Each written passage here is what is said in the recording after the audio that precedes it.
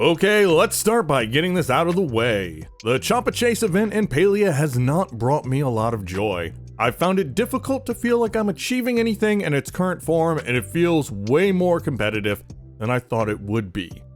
Welcome everyone, this is DadJokeCinema, and in today's weekly update, we'll talk about Palia's first event ever, the second content patch, and a little analysis at the end concerning the budget for the game. Singularity 6 is aware of the negative feedback around the event and specifically the Choppa Chase, although I wouldn't expect much to happen quickly with the weekend and the Labor Day holiday in the United States. They have made a post, however, and Gingerbread Witch wrote, "It hasn't even been a week since the Maji Market has landed in Palia, yet we've received so much feedback and information from our community. We count ourselves so lucky to have such dedicated and passionate players supporting us throughout this stage of Palia's development journey. Based on information from our players, we're taking a closer look at the Choppa Chase and some other issues reported to us for the Maji Market overall. We'll share more news with you when we can." Last week we had patch 0.167, which added a sit emote, fixed Tish's level 4 quest, effectively nerfed the tomato seed to gold pipeline, and made some significant changes to the cash shop. A special thanks to everyone who kept talking about the way the shop was bundled, and that includes fellow YouTuber Kyle Blane, who designed increasingly cluttered and unreadable mock-ups of the cash shop until a change was made.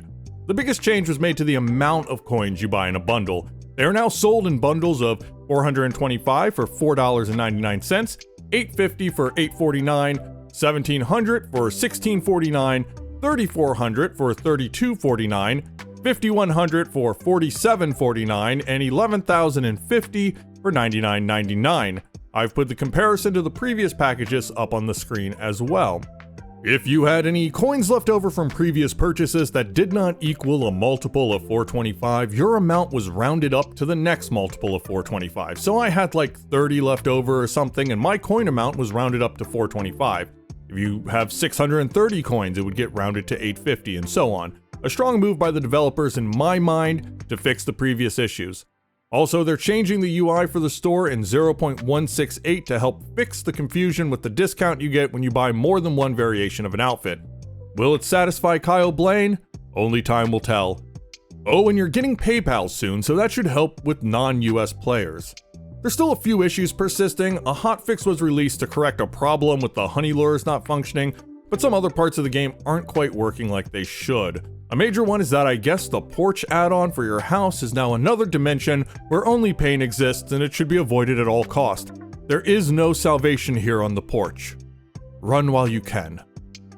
You know, a couple little things like that. There's also a cute little plushie being produced by crowdsourced marketer Makeship. I'm the current proud owner of a hammer plushie from the Twitch streamer Smashly, and I love the quality and how it all works. The plushies being sold also helped fuel a rumor that S6 is currently broke and has to push monetization to even stay afloat.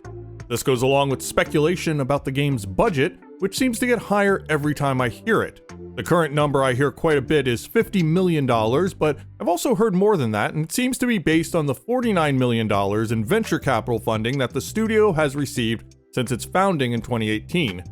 The funding over those 5 years is broken down into a seed round of $2.5 million from the London venture partners that first year. Seed rounds are usually meant to get a company off the ground, developing a business plan, and is used to hire employees who are going to work on said business plan. Just under a year later, S6 had a Series A funding round which netted them $16.5 million.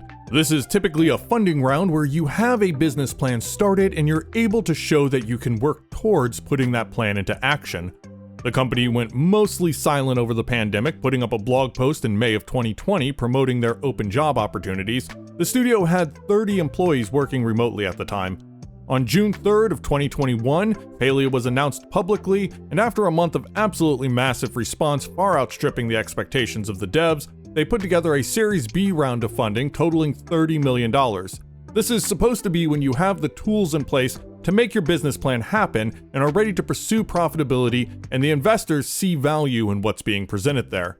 So that's $49 million invested in the company so far, which is where that $50 million number comes from, I believe. However, it is simply not reasonable to take the total value invested into the company and assume that all of that money has already been put directly into the development of the game.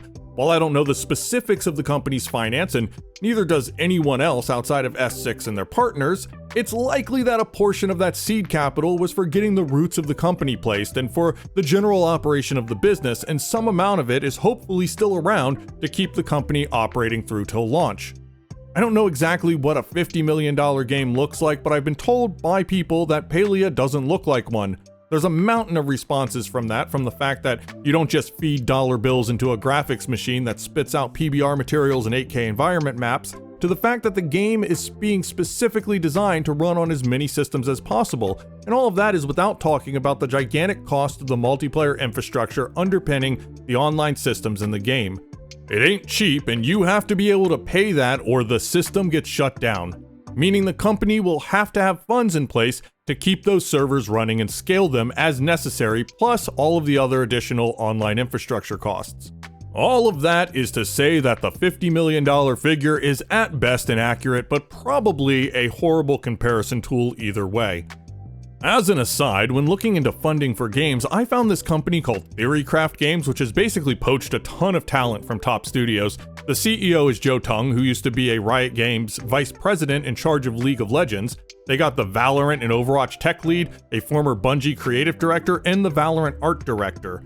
Also, they took in $37.5 million in a Series A round in 2020, a few months before the Palia announcement. They've got this League meets Apex meets Smash PvP game called Project Loki in playtesting. I don't know, probably not my type of game, but I think it's cool to see people from these big studios breaking away to make passion projects that play the way they want. So I'm curious, what does a $50 million game look like to you? Let me know in the comments below, and as always, have a nice day.